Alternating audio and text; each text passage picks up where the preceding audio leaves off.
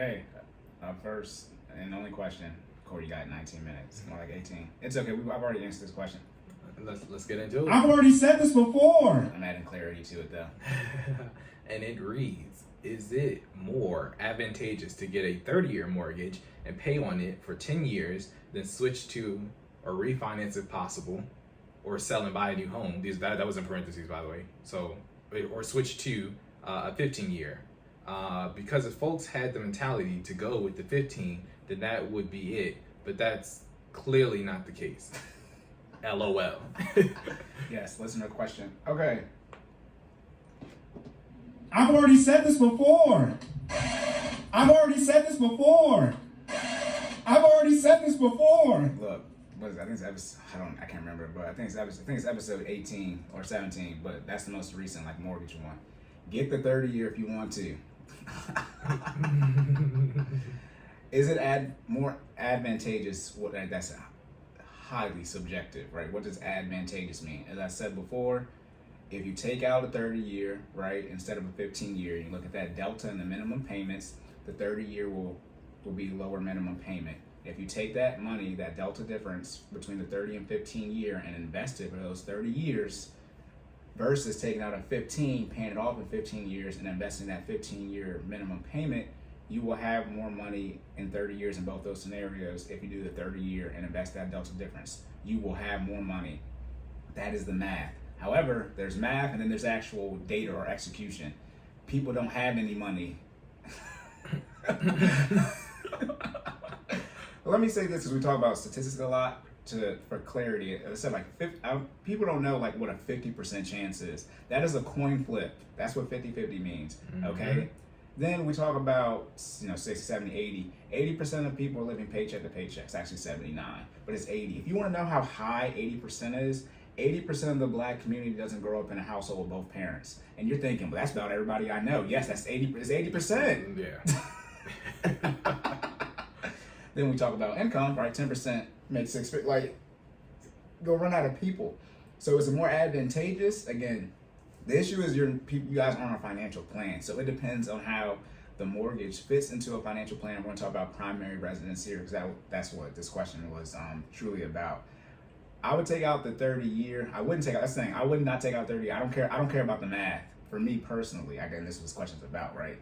I don't care about whatever the delta difference is.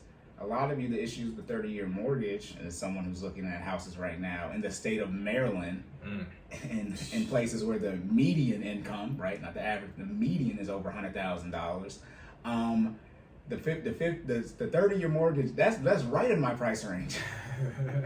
But always remember, regardless of what your mortgage, remember the mortgage is based off of how much you put down.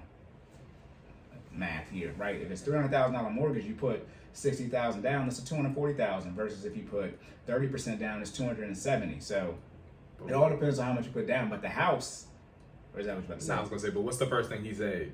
People don't got no money. Oh yeah, that too, obviously. But the house is still a $300,000 house. So what a 30-year mortgage allows you to do, because the minimum payment is lower, so it's easier to qualify for. Now you're talking about FHA here, which is even easier to get stuff. But it allows you to get a house that is more out of your price range from an affordability standpoint. Again, if the house is worth $500,000, it doesn't matter if you have a mortgage on it or not. That house comes with certain maintenance, just like vehicles, right? And vehicles, the maintenance, just like a house technically, but the maintenance increases as time goes on. So if you buy a $20,000 Mercedes, but it's 3-4 years old, but it's really a $50,000 Mercedes, it still has that $50,000 Mercedes type of maintenance with it. So when it comes to get a 30 or 15 year, that's the same thing with the car, but it's about the maintenance that comes with the house. And that's what happens. You guys get caught up from a quote unquote budget standpoint. You can fit that 30-year mortgage into your budget, but you cannot afford the maintenance that comes along with the house. So as far as advantageous, the 30-year, you might be saying, well, I get the 30-year, Cory, I have my minimum payment is lower, so I have more money for the maintenance. No, that's the wrong. That's what y'all, again, data and execution. That's what y'all do, but then you don't have the money for the maintenance, because when you come to sell your house, you don't got as much appreciation. You gotta get more stuff done to it, and then now you get the next loan, you gotta get enough. I've already said this before. Stupid. That's bullshit. Stop playing with me. So. Just be putting yourselves in a, Yeah. a hole, and Yeah. it's a cyclical hole. Yeah, you know? that's why. You're making we gotta get that. You're making a 360. You're making a 360, not a 180. You're in the same spot. So if you're looking at, you're gonna get a $300,000 house, right? And you're gonna get that's really what you should be looking at first. Obviously, you can do the delta for the down payment, right? 20% down, right? But and you got 60. You're gonna put down $60K. So what's that? 20% of. But if you need to get a $300,000 house, okay, that's the first thing you do. Not make sure you get a 30 or 15-year mortgage, because you got to be able to pay the maintenance for the house, okay? Because also remember too, inflation, as your home appreciates, right, stuff gets more expensive. So then if really you need to be in a $300,000 house, you get a $500,000 one, then it's gonna be a $600,000 house. Then, like I said too, you guys end up getting messed up because you usually don't live in that house the whole time. You sell it, or if you live in a $300,000 home and it appreciates to $400,000, right? And you're about to sell the home, you can't buy a $400,000 house. You're in one. Your house is $400,000. Plot twist. You didn't see that coming, did Right? you? The market, as you wanted, right? The market has appreciated. So that's the thing too about the 30 versus 15-year advantageous. Like now you need to get a $500,000 or $600,000 house, right? Because you're in a $400,000 one. You usually want to move up, right? But it's like, well, did you save the money to be able to do that, or are you going to do the death pledge mortgage, right? It's keep taking out 30-year mortgage. So what you're going to do? Let's say you're at home. So you've been paying off right for 10 years, right? So you got you paid off $100,000, right? And then so now you're gonna get another house, right? You're gonna get another $300,000 loan, right? So you can get your $500,000 house. But it's like you're still got another 30-year, $300,000 mortgage, right? So you're like, that's what we have. Our budget is still the same. Yeah, no, it is. But from a progress standpoint, so about a financial plan, figuring out which one's more advantageous, you got to figure out how you want to have your life set up. The 30-year is very appealing because the payment's a lot lower. But also, let me be very clear, the ARM is very appealing as well. Adjustable rate mortgage until that joker adjusts. Man. I mean, don't do it. Like, yeah, I mean, let's rank them. 15-year fixed. I don't care anybody. Well, let me say this: if you can pay for a house cash, do not come here and talk to me about what you can do with this money. I'm not the one. Okay, you don't got the $300,000 cash anyway. So but I'm about to say, but if you did, you know what I'm saying? if you got $300,000 cash to buy a home, and it's not because you sold a home, you got a whole bunch of more money. Right. What other more money? Yeah. That sums it up perfectly. Yeah, you got do. a whole bunch of more money. And so now your financial decisions are different. Y'all be out here trying to make decisions with people, the same decisions that people who make, hundreds of thousands of dollars a month make. You don't make $100,000 a month, and they make that net after all expenses and taxes. You don't make $100,000 gross. So your decisions as far as your financial planning has to be different. Now you can always have the mindset of eventually being there, but as I always say, you don't want to spend future use money. You got to operate in the situation you're in. Again, like most people, you got the student loan debt, you got the car loan debt, okay, you got the credit card debt. Remember when I talked about the credit cards? Average person got 4 credit cards. You get married, that's 8. That's 8 bills. Off the jump. Y'all not even on no budget. I made the post today. Y'all can't even execute a budget.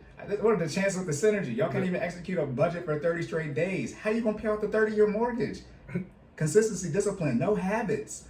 Okay, so again, because like I said, because if people had the 15-year mindset, right, that would make more sense. Yes, and in real estate, right, again, primary residence versus investment property. A lot of the real estate information is investment property based. Okay, it's not primary residence based. Now you obviously got the house hacking, which you get a quadplex, right? You live in one of the places, and the other 3, rent out. Mm-hmm. But that's combining them 2 for 1, and also 2. There's a lot of people I think in our group say, "Come house hack in Maryland." Like come. Yeah. Good luck. Good luck. Yeah, the house hacking is very selective. Midwest and the South. Well, what about where the new homes are $500,000? Please come house hack out here.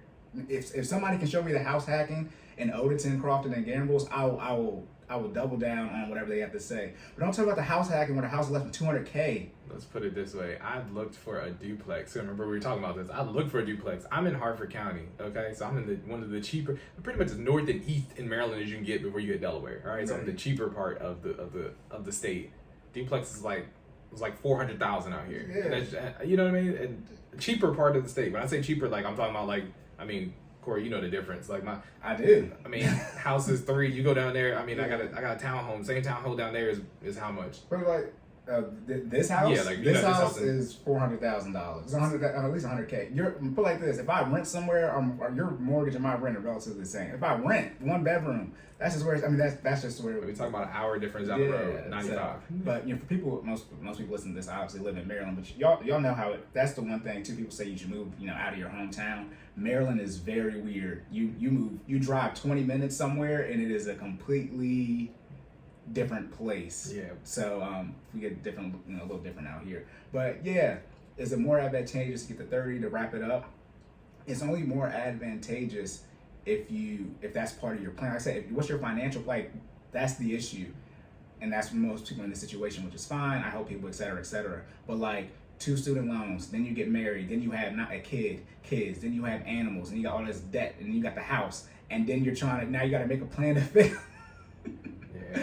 So if you do the things out of order, right, then it's very hard to not make a plan. I mean, the plan is easy because the plan is actually the same for everybody, but it's going to be hard to break those bad financial habits that you have already built up. Essentially, all you have done was made bad financial decisions. Like I said, people who got 6-figure income, usually got 6-figure type of debt. That's the one reason I don't like working with broke people. But you only got so much debt outside of medical debt and student loans, right? But if you don't have no student loans, you make 40K, you only got but so much debt because the bank they're gonna give you a cap based off your income. I just don't understand the fascination with people trying to make these delayed financial plans like life is about to happen, right? Like, oh yeah, I'm gonna take the 30-year mortgage. Okay, but do you have kids yet? Because I mean, that's another bomb on your finance. You know what I mean? And then like Cory said, I mean, life happens. If you're underinsured, medical bills, boom. You know what I mean? I mean, you already got credit card debt. You already got student loan. You know what I mean? Like you're failing to see that life is going to happen. So why would you not set yourself up to be in the best financial situation that you can be for your primary residence or somewhere you're trying to own, right? You're trying to live. Let's hope you're trying to own, but I mean, most of y'all don't. Damn. It's over 9,000! What y'all want, basically? I don't get it. Yeah, the balance real quick because we're about to wrap up. Gotcha. A lot of you are so arrogant financially.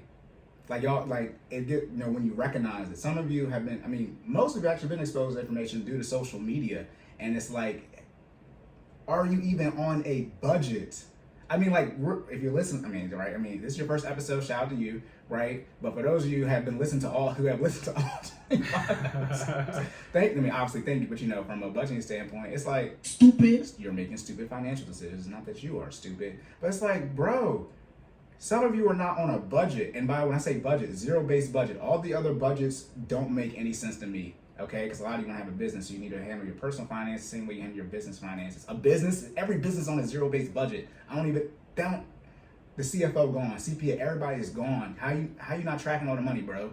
Okay, and for your personal life, you are the CFO for your personal life. Mm-hmm. You need to track all the money that comes into your account, because if you don't, how are we gonna know how fast you can save up for this down payment? How we go? That's what I'm talking. If you want to get into the debt, again, what y'all miss in businesses, most businesses fail due to lack of financial management, but usually due to lack of what? Cash flow. When I talk about personal finances, income minus outgo, right, equals leftover. That's the most important financial equation you'll ever need to know. Your leftover amount, as I say, or discretionary income, or cash flow. How much money you have after you subtract your expenses or outgo from your income or revenue. You don't have any cash flow. And that cash flow is the timeline that we're going to use, or it's going to help us figure out the timeline to hit your goals, your SMART goals: specific, measurable, achievable, relevant, time-based.